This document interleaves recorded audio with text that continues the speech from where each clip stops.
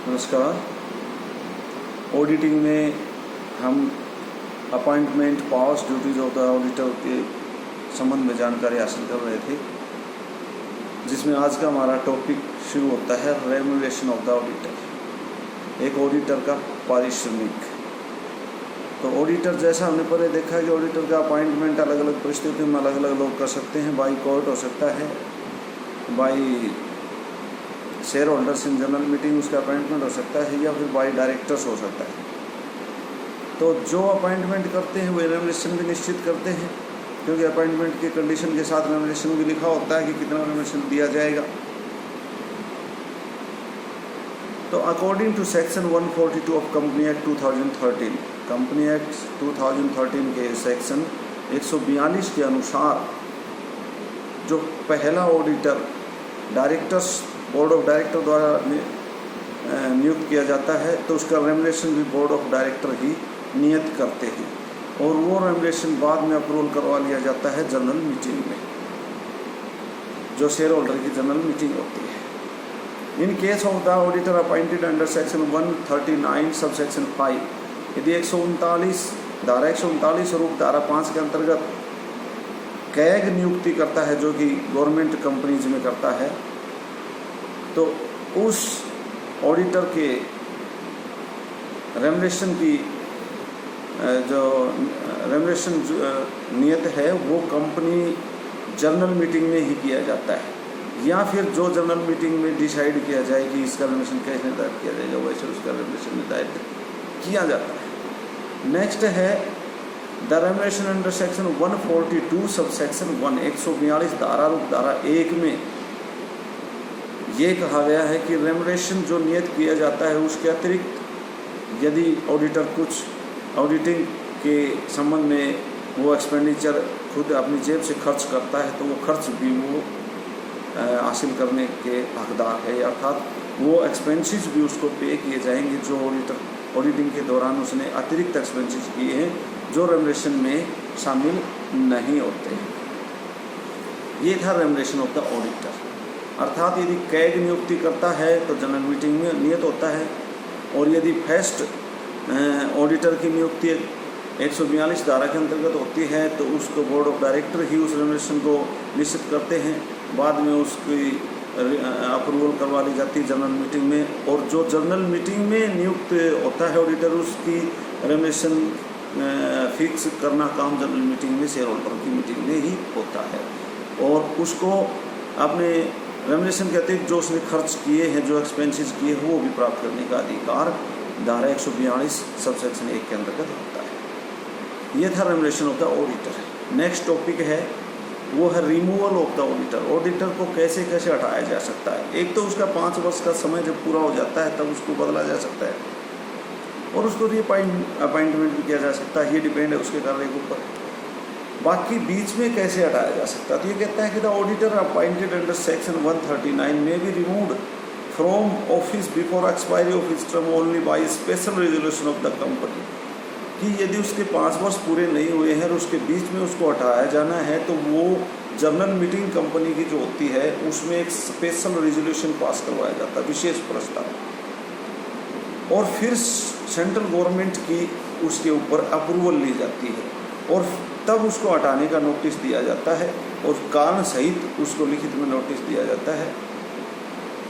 लेकिन उस नोटिस को जारी करने से पहले उसका पक्ष भी सुनने का, ऑडिटर का पक्ष भी सुनने का पूरा मौका दिया जाता है। Sub section 2 of the section 140 provides that an auditor may resign from the company.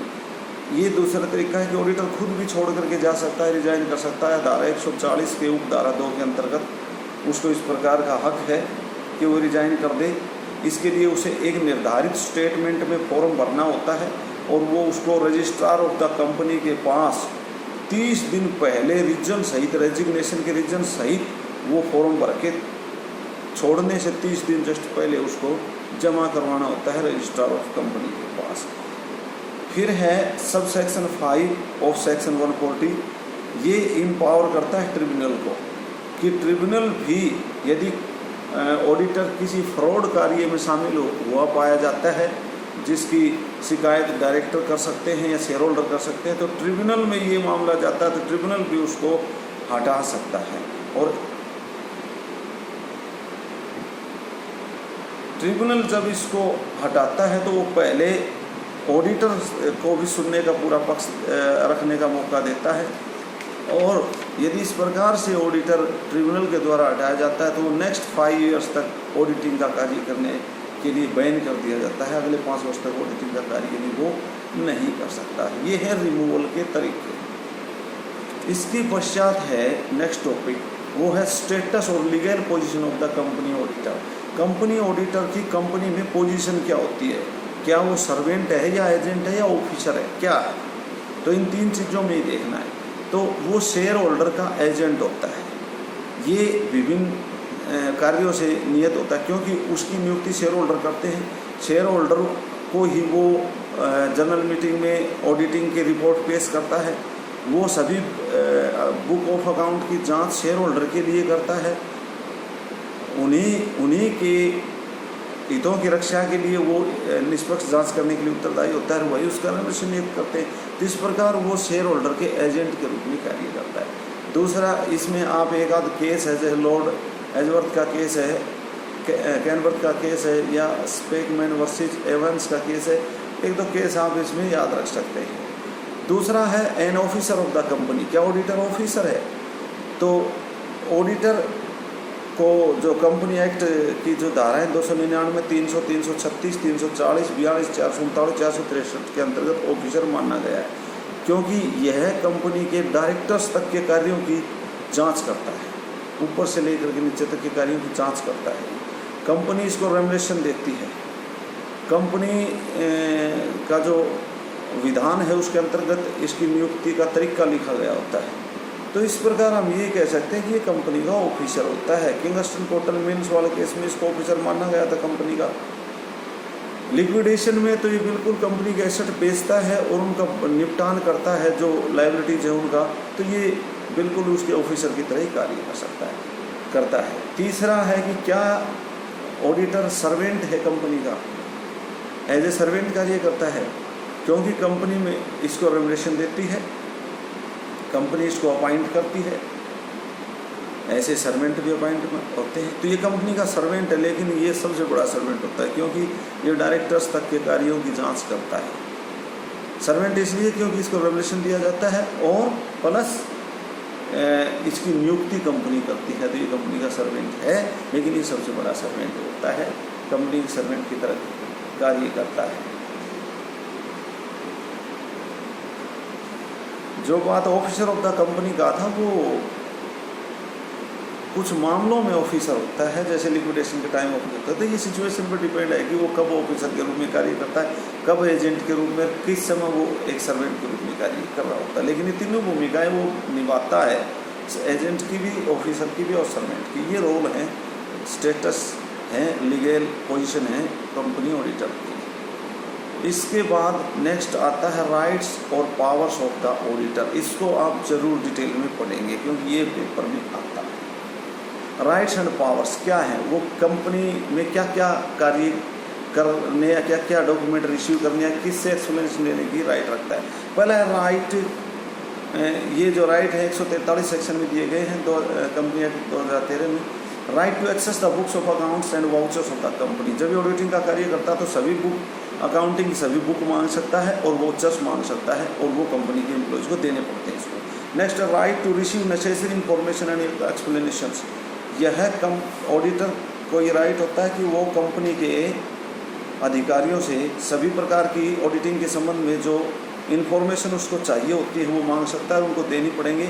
और जैसे कि डेप्रिसिएशन का तरीका कौन सा, क्या अपनाया है, क्यों अपनाया है, किस प्रकार से वैल्यूएशन ऑफ एसेट किया गया है, वो एक्सप्लेनेशन इस प्रकार की ले सकता है, वो उनको लिखित में एक्सप्लेनेशन अधिकारियों को देनी पड़ती है। Right to receive the prepared final accounts.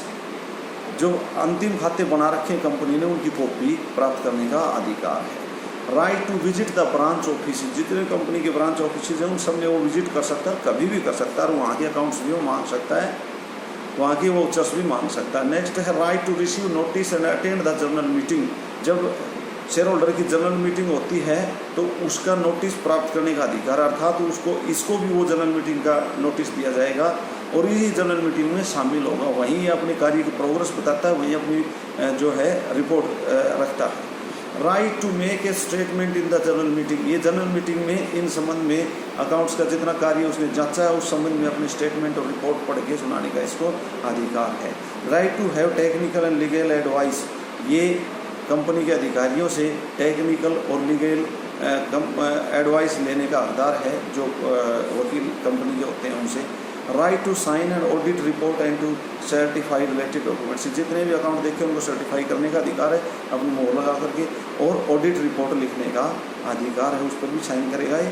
Right to indemnified under section 197 of the companies act, it is a matter of fraud और negligence is proceeded against the auditor and his decision in the matter has been in favor of the auditor and he has been